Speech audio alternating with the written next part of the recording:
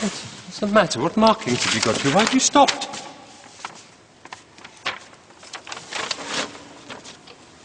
Really, Siegfried. Come on. I know it's early. Again. Well, he didn't make it easier for himself or others. Why have you stopped? What's wrong with you people? Beethoven's conducting style was so wild and hard to follow, and he was so demanding that eventually the orchestra refused to play if he was present. It was left to the unfortunate Ries to act as go-between.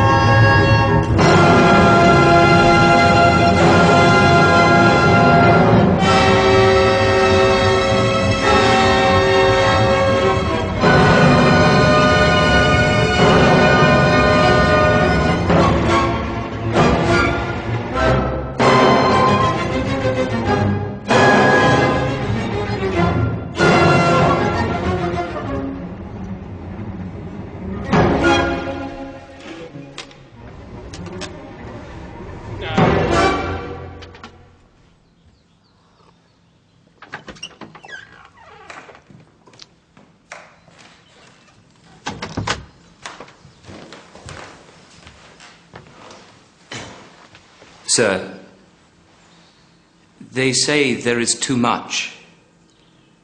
There is so much new work, and it is too difficult. Beethoven, you know we only have one rehearsal, and the orchestra are merely human. Just tell them to play it. Exactly as I have written it.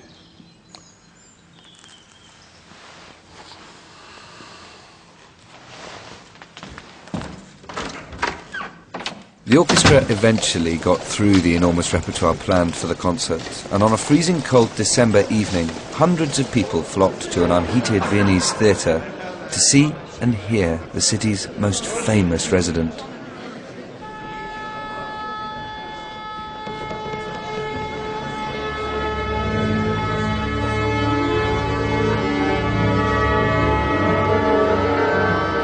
After the evocative lyricism of the Pastoral Symphony, Beethoven assaulted his audience with the violent Fifth Symphony, a kind of electric shock therapy.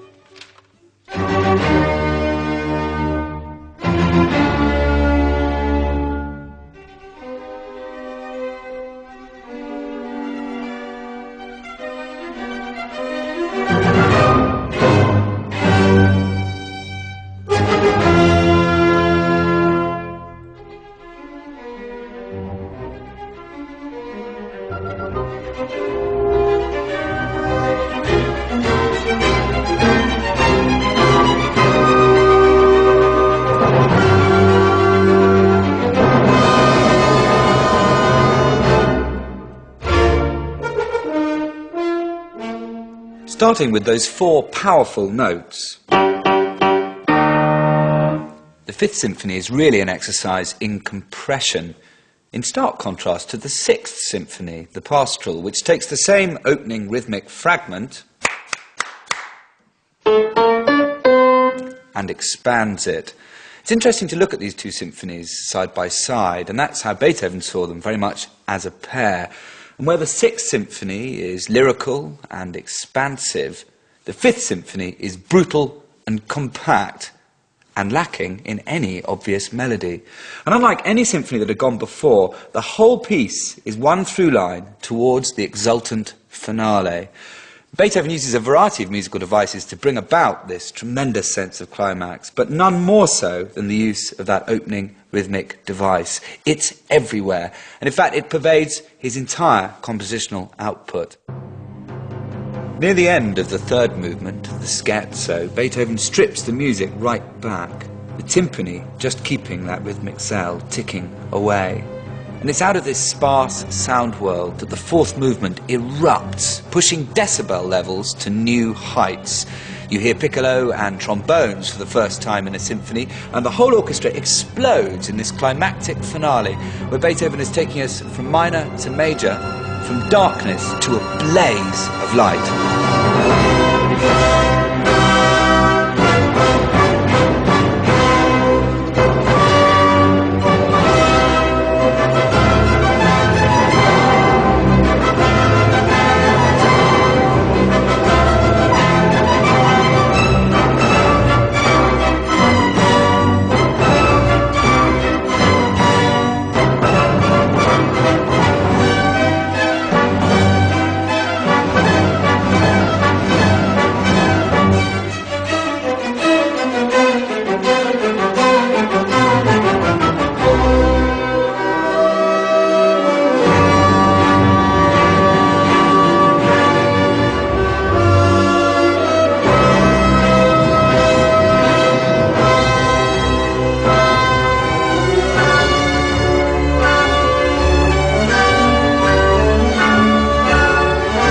Beethoven also used this concert to demonstrate his complete mastery of keyboard composition.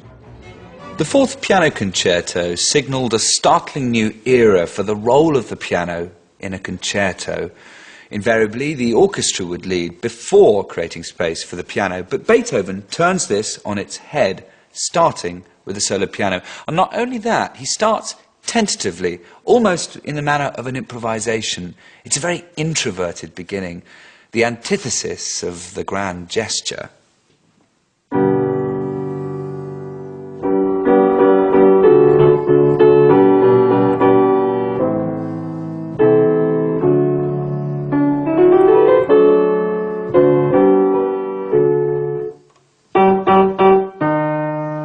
Fifth Symphony, Fourth Piano Concerto. Invariably, it's somewhere close.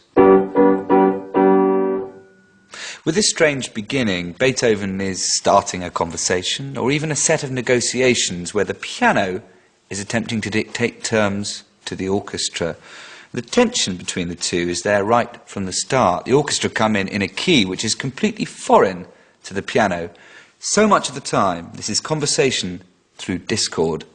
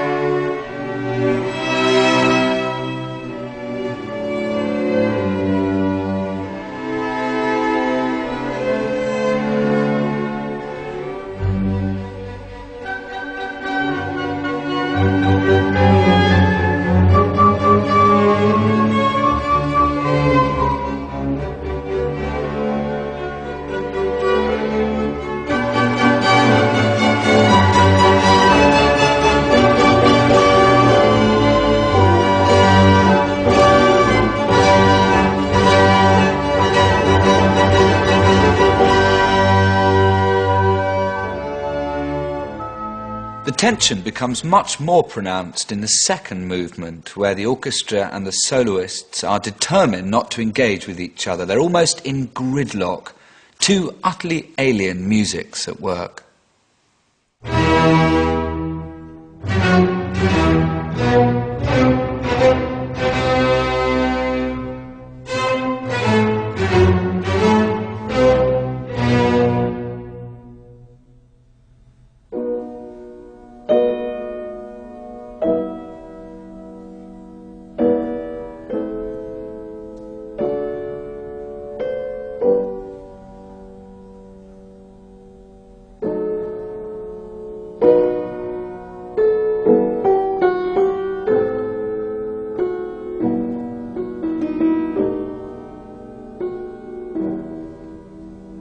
When the piano finally breaks out, it does so in a very unusual way, sounding almost unlike anything which has gone before. And now the gulf between soloist and orchestra seems almost unbridgeable.